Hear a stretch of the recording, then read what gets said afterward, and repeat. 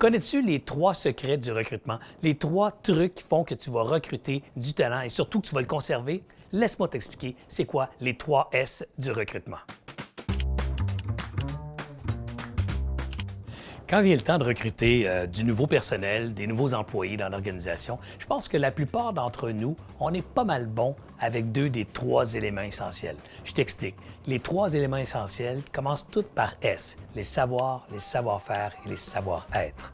Et je pense qu'on est pas mal bon pour les savoirs. Les savoirs, c'est la tête, donc c'est les connaissances, c'est les diplômes qu'on a eus dans le passé, que le candidat a eu dans le passé. Donc dans une entrevue, même à travers le CV, on n'est pas payé pour évaluer les savoirs. On peut, dans l'entrevue aussi, passer des tests de compétences, donc valider ce qu'on a vu dans le CV par des tests de compétences qu'on peut trouver sur Internet, qu'on peut acheter et même qu'on peut développer soi-même pour des compétences très pointues. Le deuxième S, le savoir-faire, là aussi, on n'est pas payé. Les processus sont bien établis. Savoir-faire, c'est l'expérience, c'est les accomplissements. Alors, dans l'entrevue, qu'est-ce que tu as fait? Qu'est-ce que tu as réalisé? C'est quoi tes grands défis?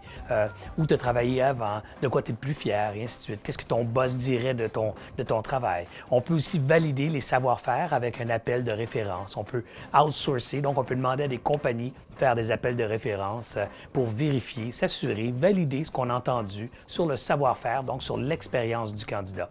Et généralement, la plupart d'entre nous, on se satisfait avec les 2 premiers S. Les savoirs et savoir-faire, c'est la partie, je dirais, plus facile, plus maîtrisée du recrutement. Le 3e S, c'est le savoir-être. Et là, on est un peu plus flou en termes de compétences. C'est-à-dire si on est bon dans le savoir et le savoir-faire, le savoir-être, c'est un peu n'importe quoi, particulièrement en embauche. Je ne dis pas que c'est votre cas, mais c'est souvent le cas. Alors donc, les gens, au niveau du savoir-être, ils vont tenter d'évaluer s'il y a un fit entre moi et le candidat, entre le recruteur, donc le directeur, la personne qui s'occupe du recrutement et le candidat. Y a-t-il un fit? Et on projette avec son intuition, avec toutes sortes d'ésotérismes, on projette qu'il va y avoir un fit entre l'individu et la job ou le poste. C'est une erreur. Ici, il faut être très prudent. C'est là, je pense, qu'est le secret du recrutement, c'est d'être capable de s'intéresser au savoir-être de l'individu. Comment on fait ça? Bien, on pose des questions et on s'intéresse au candidat, mais à sa vie, à qui il est, c'est quoi qui le motive, c'est quoi ses valeurs, c'est quoi ses intérêts, c'est quoi ses rêves, c'est quoi ses ambitions. Et vous pouvez développer toutes sortes de questions qui vous vont bien, qui fit avec votre personnalité de recruteur, mais tentez de vous intéresser davantage au savoir-être, donc à l'individu. Qui est cette personne-là? Qu'est-ce qui l'anime?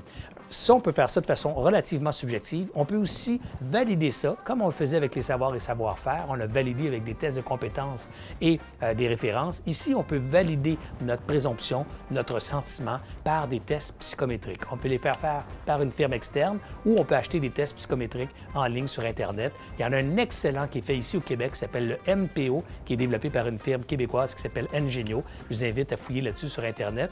J'ouvre une parenthèse. Je suis actionnaire de cette firme-là. J'adore le produit. Ferme la parenthèse. Donc, vous pouvez valider le 3e S, donc ce savoir-être, et vous assurer que vous avez recruté la bonne personne. Rappelez-vous, on embauche pour les savoirs et les savoir-faire et souvent, on congédie pour le savoir-être. Un petit truc aussi également, c'est bien important de vous rappeler, comme employeur, qu'on peut travailler sur les savoirs. On peut augmenter la connaissance d'un individu en l'envoyant dans des programmes de formation, en lui donnant du soutien, en faisant de l'accompagnage. Donc, on peut augmenter ses compétences, ses connaissances. On peut augmenter évidemment ses expériences avec le temps et tout ça.